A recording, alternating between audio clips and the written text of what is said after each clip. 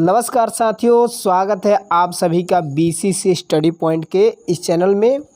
साथियों, आज अध्ययन करते करते एक विचार आया कि हमारे पास उपलब्ध है खान सर का इतिहास का पीडीएफ, जिसको खान सर ने बहुत ही बेहतरीन तरीके से डिज़ाइन किया है। सचमुच अगर आप इस पीडीएफ से पढ़ते हैं तो आपको एकदम मज़ा आ जाएगा पढ़ने में। अगर आप भी इतिहास या अन्य चीज़ों की बेहतरीन जानकारी लेना चाहते हैं तो आप भी खान सर से उनके एप्लीकेशन पे पढ़ें। बहुत ही बेहतरीन टीचर हैं खान सर। उनसे पढ़ करके आपको वाकई बता रहे हैं कि एकदम मज़ा सा आ जाएगा। अगर आप वहाँ नहीं पढ़ पा रहे हैं तो हम आपको खान सर के पीडीएफ और खान सर के अंदाज में इतिहास देने वाले हैं, और वो भी खान सर के पीडीएफ से। अध्ययन करते करते सोचे कि साथियों के साथ शेयर किया जाए इस पीडीएफ को, क्योंकि ज्ञान बांटने से ही बढ़ता है। तो चलिए साथियों, आज हम लोग इतिहास को जानने वाले हैं, वो भी खान सर के द्वारा खान सर के पीडीएफ से। चलिए साथियों, एक मोटिवेशन के साथ हम आप सभी को आगे लिए चलते हैं।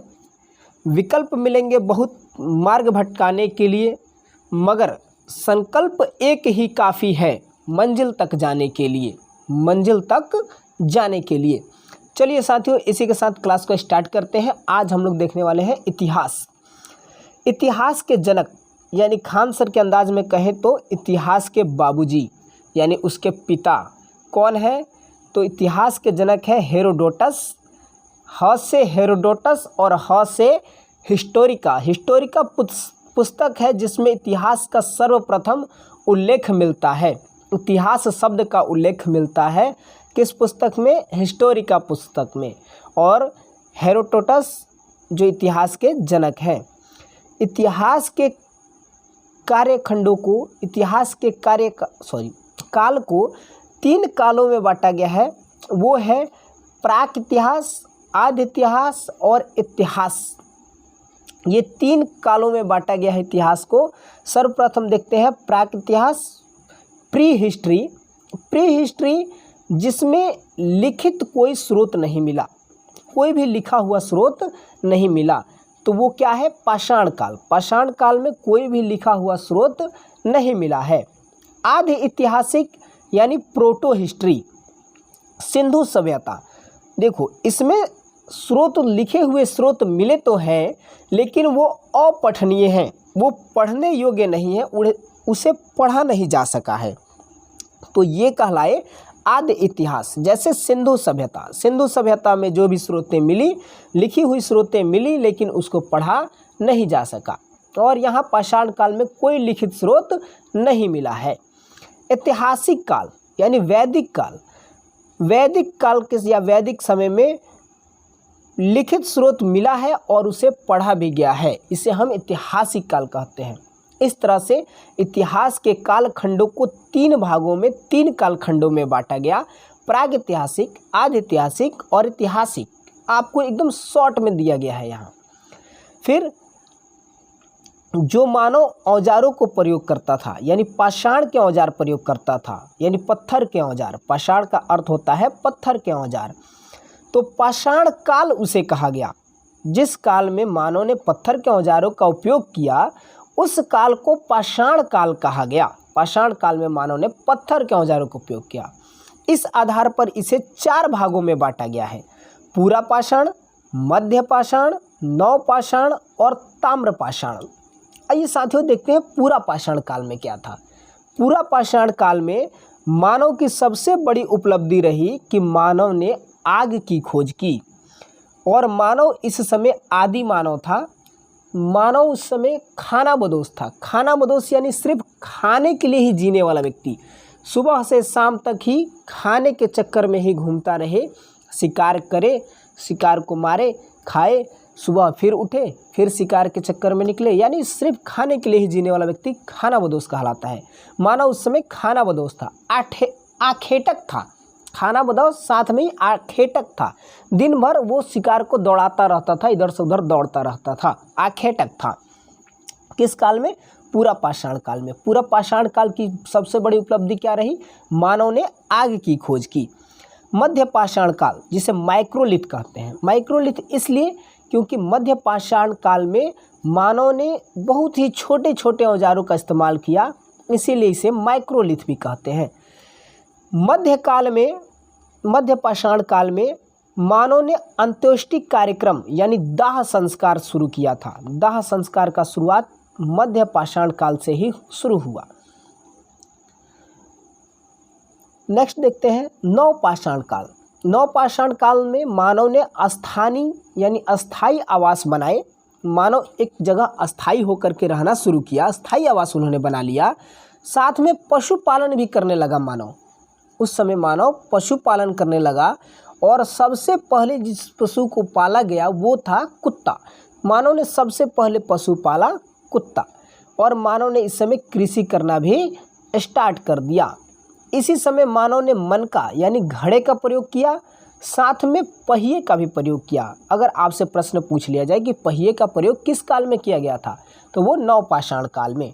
यहाँ देखिए एक स्टार में लिखा गया है पहली खेती यानी सबसे पहले जो खेती की गई थी वो 7000 BC यानी ईसा मसीह के जन्म से 7000 साल पहले सबसे पहली कृषि की गई थी। ये जगह था पाकिस्तान। देखिए साथियों यहाँ दिया नहीं गया है, आप नोट कर लेंगे। पाकिस्तान जगह था, और पाकिस्तान में कहाँ? तो मेहरगढ़। याद रखेंगे, पाकिस्तान में कहाँ? तो मेहरगढ़ में सबसे पहले कृषि की गई। पहाड़ों के बीच पूछ लिया जाए कि किन दो पहाड़ों के बीच, तो ये है सुलेमान और किरथर पहाड़ों के मध्य। इन दोनों पहाड़ों के मध्य सबसे पहले कृषि की गई थी। कहाँ की गई थी? पाकिस्तान के मेहरगढ़ में।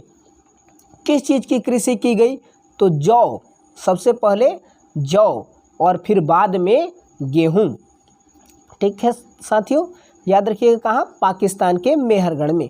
अगर आपसे प्रश्न पूछ ले कि चावल की कृषि कहाँ की गई थी, तो चावल की कृषि इलाहाबाद के कोल्डिहुआ में की गई थी। याद रखिएगा साथियों, चावल की कृषि इलाहाबाद के कोल्डिहुआ में की गई थी। नेक्स्ट है आपका ताम्रपाषाण काल। ताम्रपाषाण काल में मानव ने अपने औजारों में तांबे का प्रयोग किया, और इसी समय सबसे पहले तांबे की खोज होती है। मानव ने तांबे का खोज किया। प्रश्न आपसे पूछा जाए तांबे का खोज किस काल में हुआ, तो ताम्रपाषाण काल में। मानव ने सबसे पहले किस धातु की खोज की, तो वो है तांबा। आइए साथियों फटाफट हम आपसे प्रश्न पूछ लेते हैं और इसको एक बार रिफ्रेश कर लेते हैं। इतिहास के जनक कौन है? हेरोडोटस। किस पुस्तक में इसका उल्लेख मिलता है? हिस्टोरिका में। इतिहास को कितने कालखंडों में बांटा गया है? 3, प्रागैतिहासिक, आधैतिहासिक, ऐतिहासिक। Pre proto history, pre history, proto history और हिस्ट्री।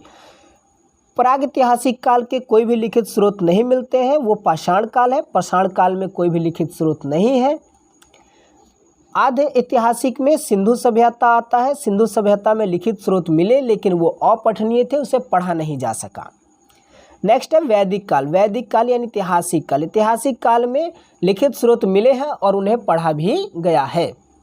मानव जिस तरह के हथियारों को उपयोग करता था, यानी पाषाण, पत्थर के औजारों का उपयोग करता था, पाषाण काल।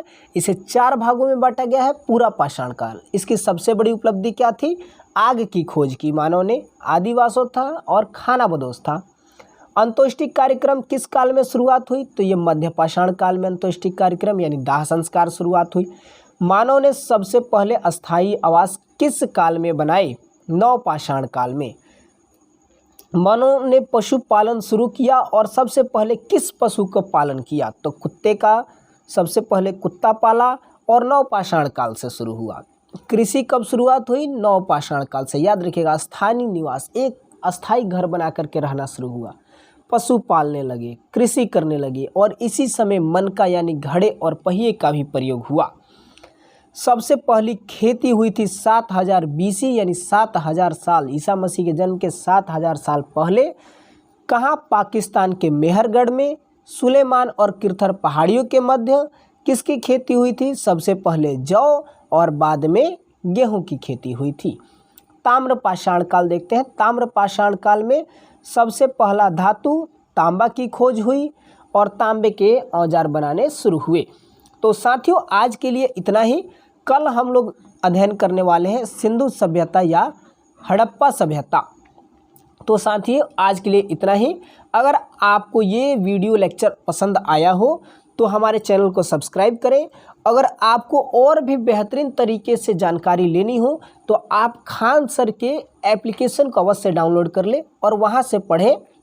मैं किसी चीज़ का प्रमोशन नहीं कर रहा हूँ, यहाँ आपको एक सही दिशा निर्देश दे रहा हूँ जहाँ से आप बेहतर चीज़ों को उपलब्ध करा पाएंगे या आपको उपलब्ध हो पाएंगे। तो साथियों आज के लिए इतना ही, मिलेंगे फिर कल। जय हिंद।